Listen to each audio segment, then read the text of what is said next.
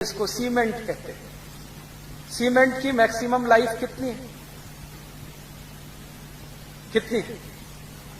2500 साल, maximum 100 years. दुनिया के सीमेंट तकनीकी में काम करने वाले सभी वैज्ञानिक कहते हैं कि सीमेंट की अधिकतम जिंदगी 100 साल है। लेकिन कुछ वैज्ञानिक तो यहां तक कहते हैं कि अधिकतम जिंदगी की परिभाषा क्या है? अधिकतम जिंदगी की परिभाषा अगर हम ये माने कि जब तक ये खंड खंड ना टूटे तब तक, या हम यहीं से मानना शुरू कर दें कि बनने के कितने दिन बाद क्रैक्स आ जाते हैं। अगर वो कहते हैं कि भाई बनने के कितने दिन बाद क्रैक्स आ जाते हैं, यहां से शुरू करें, तब तो सीमेंट की जिंदगी 5 साल भी नहीं। अच्छी से अच्छी बिल्डिंग को देख लेना, आज बनी है, साल भर बाद उसमें क्रैक्स दिखाई दे जाएंगे।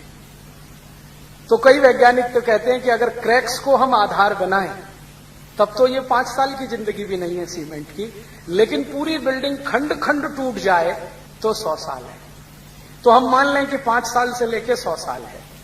अच्छा, अब दूसरी बात बताता हूं। आपने कभी भारत का कोई किला देखा? फोर्ट?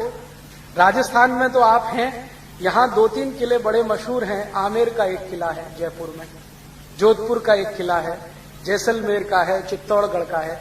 ये सब किलों में आप जानते हैं सीमेंट लगा है? नहीं, चूना लगा है। चूना की मैक्सिमम लाइफ मालूम है कितनी?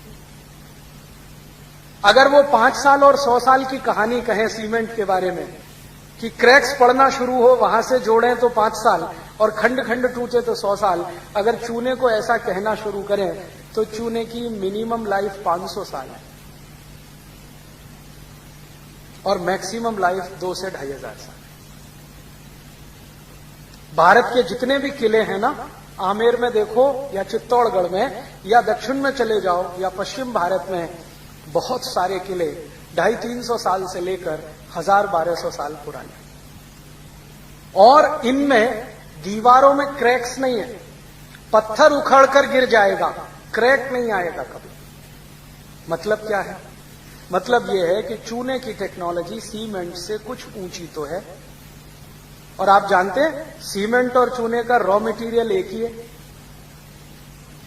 ये मालूम है ना? दोनों का रॉ मटेरियल एक ही है। इसका माने बनाने की जो तकनीकी है उसमें कुछ अंतर है।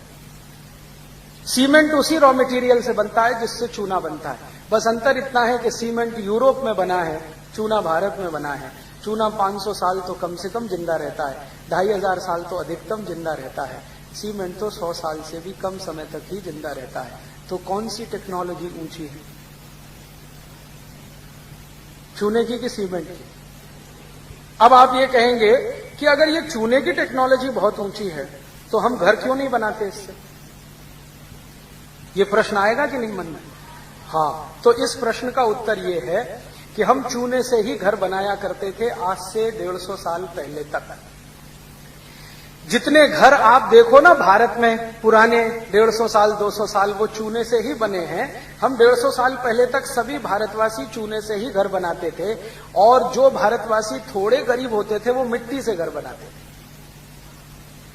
और अभी भी कुछ भारतवासी गिने चुने हैं जो चूने से बनाते हैं, लेकिन मेजॉरिटी में आज सीमेंट इस्तेमाल करते हैं। पिछले 150 साल में हुआ ये कि जो देश में चूना बनाने की टेक्नोलॉजी डेवलप हुई हजारों साल में, अंग्रेजों ने उस टेक्नोलॉजी को बैन किया था। और इस देश में पता है अंग्रेजों ने क्या किया था?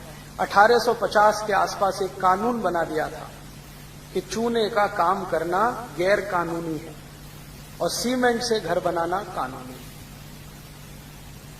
तो हुआ ये कि जो लोग चूने से घर बनाए, अंग्रेज सरकार जेल में डालती थी उनको, उनके घर तोड़ दिए जाते थे, बुलडोजर ला के उनके घर पे चला दिए जाते थे।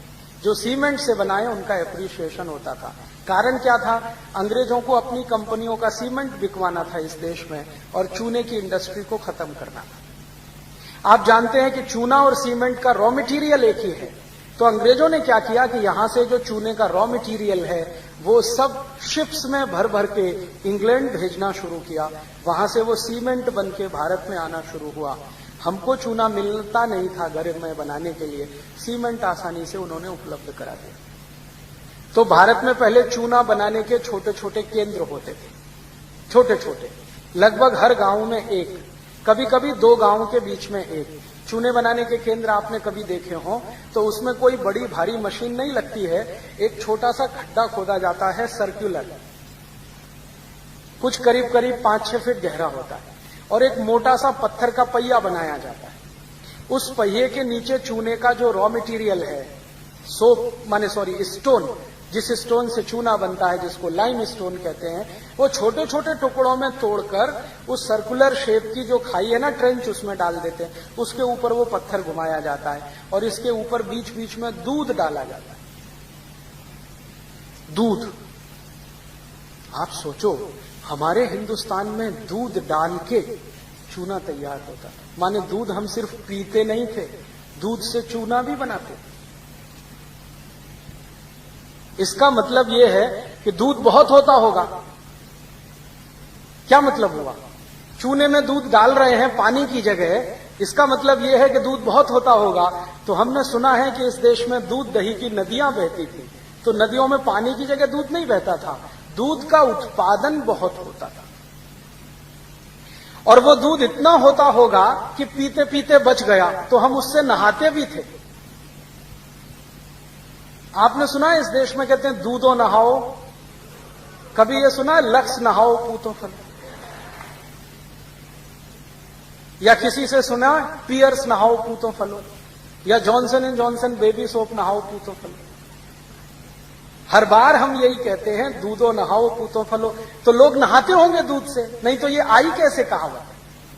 और उसका प्रमाण आज भी दिखाई देता है कि हम शंकर भगवान को तो महाशिवरात्रि पर दूध से ही नहलाते हैं, या साबुन लगाते हैं, दूध से नहलाते हैं कि ना?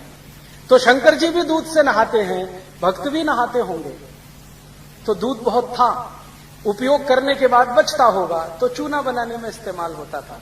और चूने को बनाने में बस इतना सा ही लगता है, एक सर्कुलर, वो मैंने कहा ना ट्रेंच, एक पत्थर का पहिया और उसको चलाने के लिए बैल, बस इतना ही लगता है।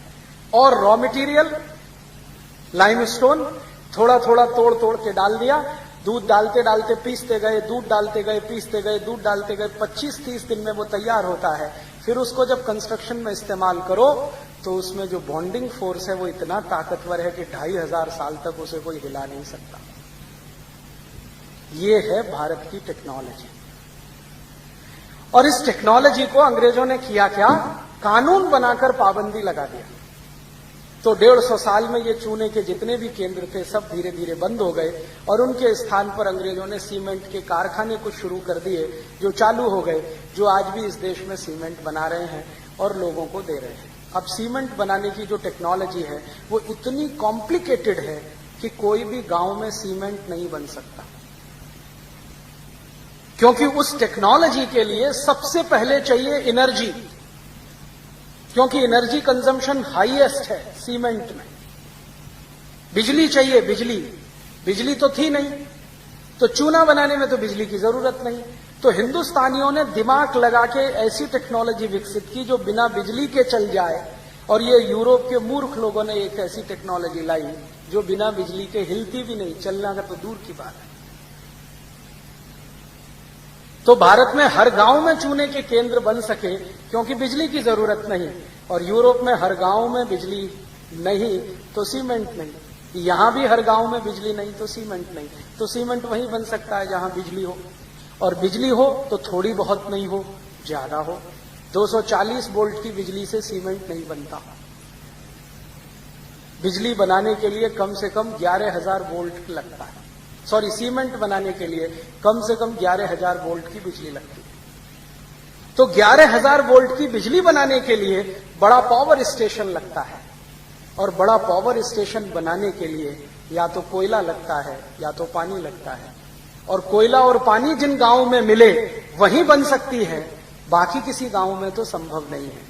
और जो कोयला और पानी का इस्तेमाल करके बिजली बनाओ तो कोयला जमीन से खोदकर निकालना पड़ेगा, पानी भी आपको जमीन से निकालना पड़ेगा, नहीं तो तालाबों का इस्तेमाल करना पड़ेगा। बहुत दिन जमीन के नीचे से कोयला खोदते चले जाएं तो स्पेस बन जाएगा, उसी स्पेस में भूकंप आएंगे, धरती कंप आएंगे, सुनामी भी आएगा। ये है टेक्नोलॉजी यूरोप की। हमारे यहां ये टेक्नोलॉजी नहीं डेवलप हुई। क्यों? क्योंकि हम होशियार थे, इंटेलिजेंट थे। हमको मालूम है कि जमीन के नीचे कोयला है, लेकिन उस कोयले को खोद कर निकालेंगे तो जमीन खाली हो जाएगी। खाली जमीन निरापद नहीं होती, कभी भी अर्थक्वेक आएंगे, ट्रेमर्स आएंगे तो ढर ढरा के चली जाएगी।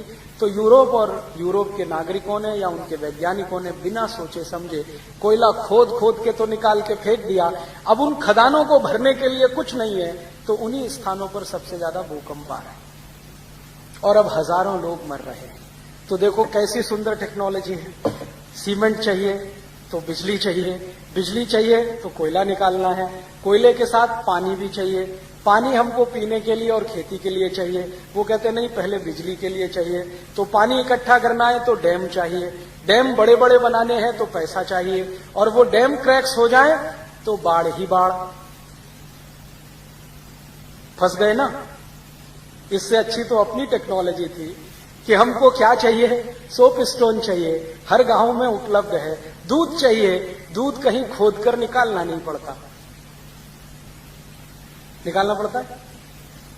दूध तो पृथ्वी के ऊपर ही उपलब्ध है, जानवर हैं तो दूध है, उनको घास खिलानी पड़ती है, वो भरपूर दूध दे देते हैं।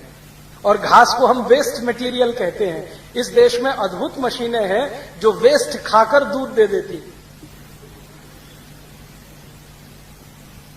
हैं कि नहीं। गाय, भैंस, बकरी वेस्ट खाती है। आप खा सकते हो घास, आप मानते हो ये वेस्ट है, वो वेस्ट को ही खाती है और बेस्ट क्वालिटी दूध दे देती है।